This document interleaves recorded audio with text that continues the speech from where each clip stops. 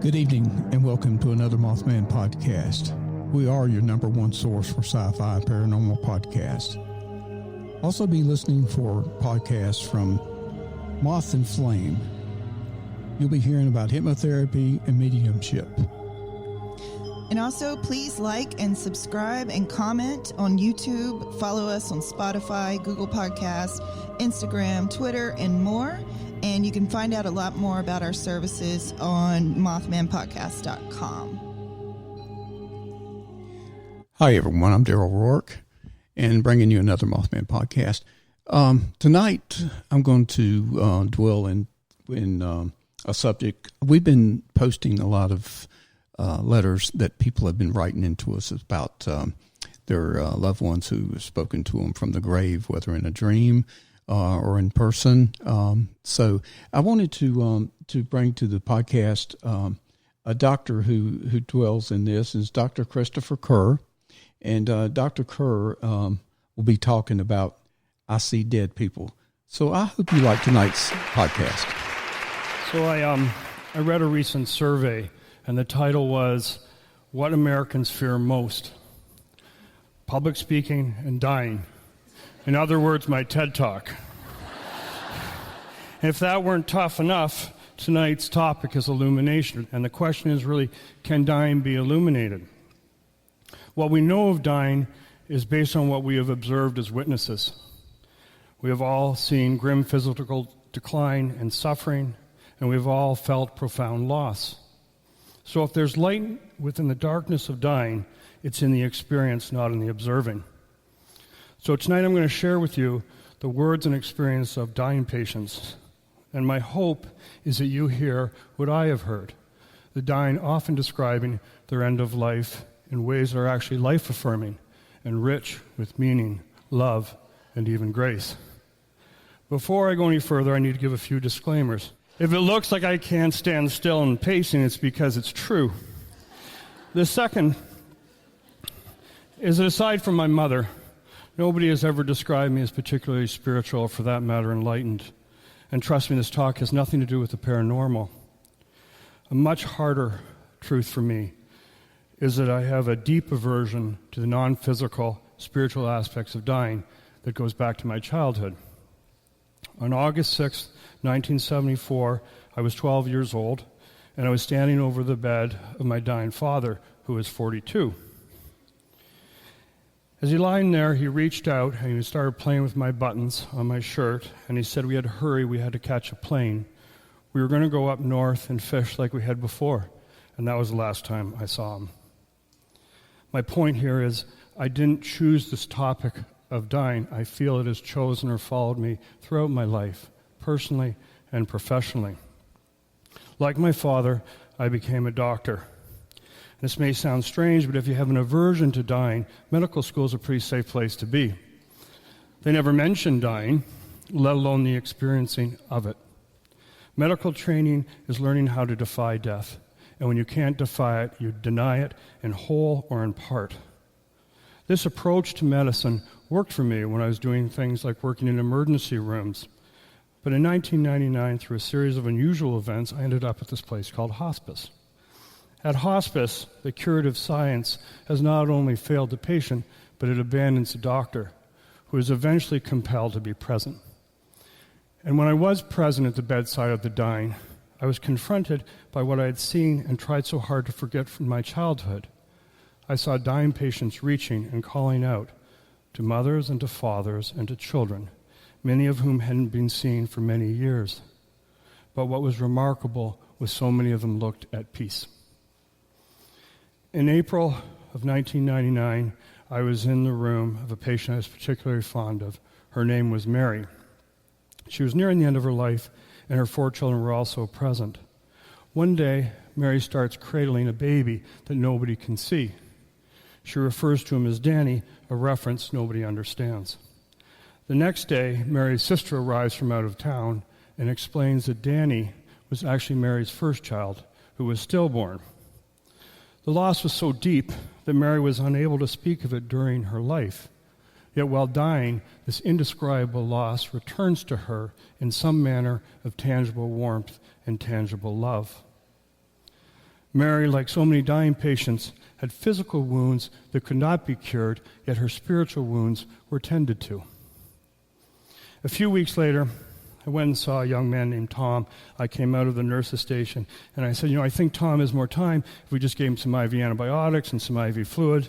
And without so much as looking up, a nurse named Nancy says, nope, he's dying. I say, why? She says, because he's seen his deceased mother. I say, I don't remember that class from medical school. She says, son, you missed a lot of classes. Anyways, so Tom ends up dying. What Nancy knew that I did not know was that Tom's end-of-life experiences had meaning. They were significant, and not just to him, but to those of us entrusted in his care.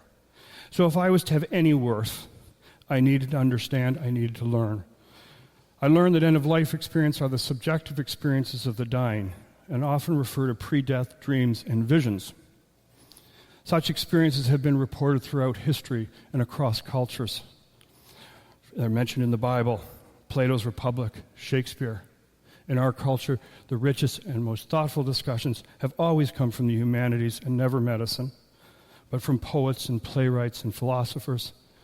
These observers have commented that end-of-life experiences are so frequent they're essentially intrinsic to the process of dying.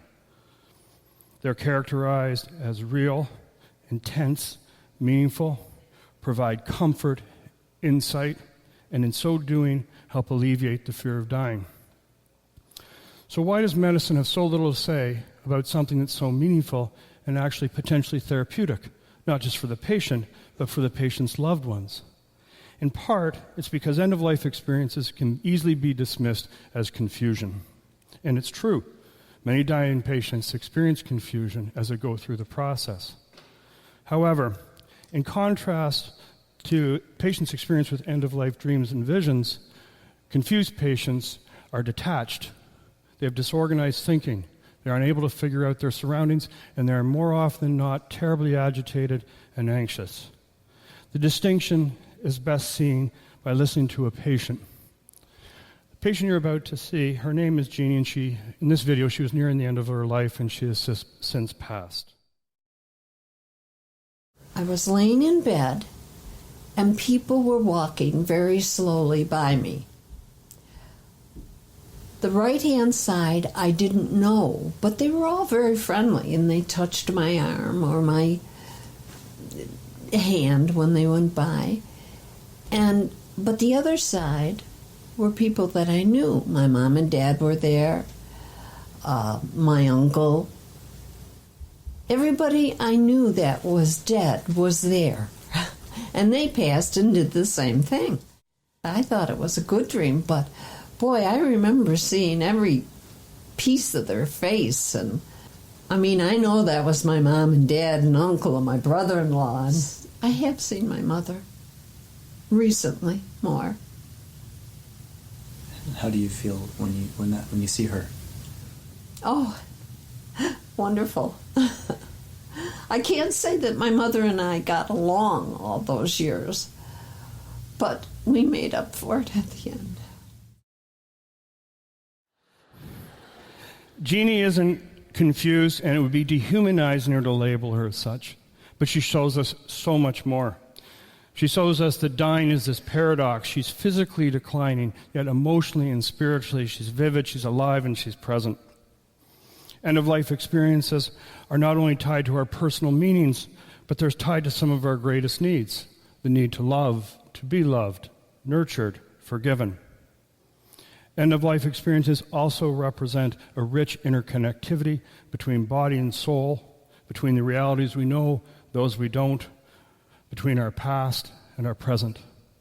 But most importantly, end-of-life experiences represent continuity between and across lives, both living and dead, so that mothers like Mary can hold their long-deceased children, and children like Jeannie can be reunited and comforted by their long-deceased mothers.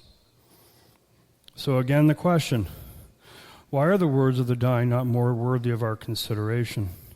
I don't have all of the answer, but it's true we live in a time where seeing is believing, and data and evidence are requisites for both understanding and acceptance. Unfortunately, when it comes to end-of-life experiences, most of the reports were based on anecdotal reporting. In other words, nobody had asked patients directly or attempted to quantify or measure. So that's what we've done, and to date, we have over 1,400 interviews with dying patients. In our first study, we spoke with 66 patients every day until their death and gathered 450 interviews. What we found is the vast majority, over 80%, reported at least one pre-death dream and vision, described as more real than real and distinct from normal dreaming. The next question is, what were they dreaming of?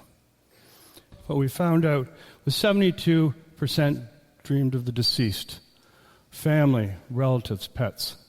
59 of the steamed to go or preparing to go, 29% of the living, and 28% past meaningful experiences.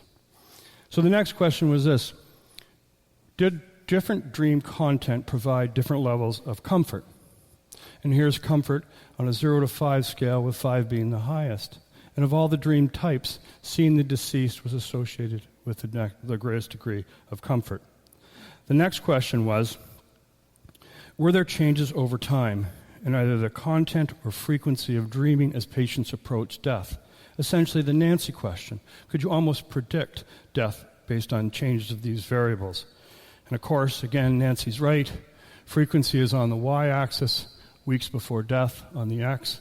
And as patients approach death, they have a dramatic increase in the frequency of their dreaming, but dreaming specifically of the deceased, which is associated with the greatest comfort. So the next question we wanted to ask in our next study was, what did these mean to the dreamer? Were there common themes? Were there common meanings? And the most common theme was that of a comforting presence. Seeing the dead or seeing the living was overwhelmingly positive, provided a sense of reunion and a feeling that one was not alone. Maggie, for example, was in her 80s. She had been harmed greatly by a childhood friend later in life, and before she dies, she dreams of this friend who comes back to her and says, "Sorry, you're a good person. If you need help, just call my name." Kenny was 88 years old. He lost his mother as a child, and before he dies, he dreams he's a child again. He's in his mother's kitchen, and he says, "I smell her perfume," and he hears her soothing voice say, "I love you." Sandy was raised by her sister, Emily, and before she passes, Emily returns to her in a dream and says, "Remember what I taught you." Many patients reported seeing the presence of others, and they're described as simply being there, watching. Little is said, but much is understood. This next video is Paul, and Paul has a terminal illness. In fact, he dies 3 weeks after this video, but he's talking about his deceased wife. I dream in color most times, and she always wears a beautiful light blue. It could be a suit, it could be a gown, it could be a dress, but it's always light blue. And a couple of times she's gave me the little beauty pageant wave, and a couple of times she sort of greet, always with a smile. Only one or twice I've ever heard her voice. She always kind of lets me know that she's fine. I get that feeling after a dream like that. As I said, 60% dreamt of this theme of travel. Jimmy sees many deceased friends and relatives and says, "I haven't seen some of these people in years. I know we are going somewhere, but I don't know where." Others dreamt of the deceased just there, waiting for them. Sarah says, "There were 6 dead family members in my room waiting for me. It's good to see them." Less frequently, people had distressing dreams. These were often relived past traumatic events such as war. And here again is Paul. Another thing that I've dreamt of quite often, not lately, I'm back in the service. I'm at Fort Devens up in Massachusetts, where they were forming this company that we were going to oversee, a new company. The guys are all young. They're like, I remember them, and I'm old. And I'm trying to tell them, guys, I've been here, I've done this, I'm not going to do it again. And they're arguing with me. I have the deep privilege of hearing many people's life stories, which tend to emerge or come to surface at the end of life. Sometimes I'm saddened by the amount of trauma and tragedy that people have endured, but more often I'm inspired by the strength of the human spirit and its endless quest to heal what is harmed and what is broken. And this brings me to the story of Mac. I met Mac in 2011. And when I walked into his room and I started talking to him, asking him what was wrong, he gave me 3 words, and he said, "A war problem." His family explained that Mac never spoke about the war, but in the last few weeks, he was unable to close his eyes without reliving the horror. He couldn't sleep, and that's why he was coming into our facility. Mac went on to explain that he was a World War II vet, and he was very proud to be from Texas and serve on the USS Texas. At the age of 17, he was involved in the invasion of Normandy in June of 1944. He was a gunner on a landing craft that went from the ship to the shore, but his nightmares were about the return from the shore to the ship, because that's when he was transporting the dead and the dying. He called these nightmares terrifying and realistic. He says, "There's nothing but death, dead soldiers all around me." A few days later, Mac was completely transformed. He looked comfortable and at peace. He could sleep. He said the horrifying dreams had quieted, and in its place were 2 types of dreams. There were comforting dreams and neutral dreams. In the comforting dream, he gets to relive the day he got his discharge papers from the military. In the neutral dream, a dead soldier comes up to him on a beach. He doesn't know who he is, and he says, "Soon they, your fellow soldiers, are going to come and get you." Mac was rescued by the dead soldiers he had tried so hard to save. He had closure. He could close his eyes. He could rest. He died peacefully, and he died with his dignity. But just think about it. The human spirit in that courageous 17-year-old boy fought for 67 years to be free, to be released from that enormous obligation, from that pain, and from that horrible injustice. His end-of-life experiences didn't deny his reality, didn't deny him his war, but it recast it in such a way that he was finally granted his hard-earned peace. I want to end where I began. My hope was that you heard what I have heard from the dying. Their words are compelling and they're relevant, and I hope they leave open the possibility that there is light within the darkness of dying. Look back on your own life. Think of your greatest loss, your greatest comfort, and your greatest wonder. Loss of someone you loved, the familiar warm hug of a grandparent, the birth of a child. What if at the end of your life, at some appointed hour, the lost return, distant feelings become familiar, and meaning is restored? If any of that is true, then dying is illuminating. Thank you.